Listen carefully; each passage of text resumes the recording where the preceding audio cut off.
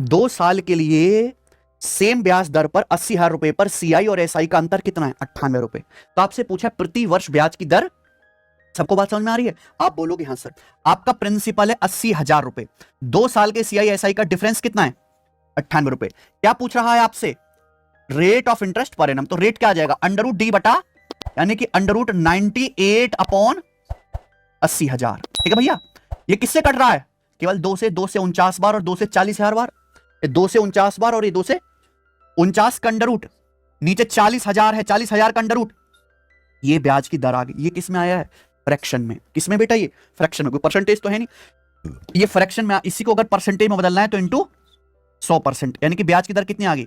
7/2, यानी कि 3.5% per annum. Option, ये आंसर। ठीक है? क्लियर है? तो ये इस सवाल को करने का दूसरा तरीका है। आप ऐसा नहीं कि पहले तरीके से नहीं कर सकते। आप एक बात बताओ कि भैया प्रिंसिपल कितना है? 80,000 रुपए। किसी ब्याज की दर से 2 साल की सीआईएसआई का डिफरेंस कितना है? परसेंटेज में कितना? इंटू 100%। 2 जीरो, यानी कि कितनी बार जाएगा ये?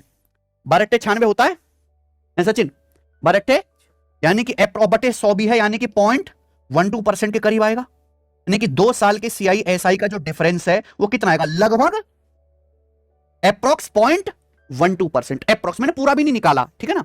आप बताओ, अगर जैसे ब्याज की दर 7.5% पर एनम है, 2 साल के सीआईएसआई का डिफरेंस कितना आएगा? 7.5 का स्क्वायर बटे 100, यानी कि 7.5 का स्क्वायर क्या? 56-25 है कि नहीं?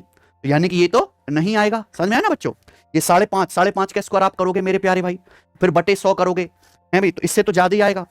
आप ये 2.5 है, 2.5 का स्क्वायर आप करोगे, है ना? 2.5 का स्क्वायर 6.25 बटे 100 करोगे, 0.06% के करीब आएगा। यानी कि क्या आंसर हो सकता है? केवल ये। 3.5 का स्क्वायर क्या आएगा? 12.25, है ना? 12.25 बटे 100 करोगे तो कितना आएगा? 0.12% के करीब, यानी कि यही आंसर हो सकता है। ठीक है ना? तो आपके पास दोनों मेथड है, दिस इज एंड। बोलिए, कोई तकलीफ? और दोनों आने चाहिए।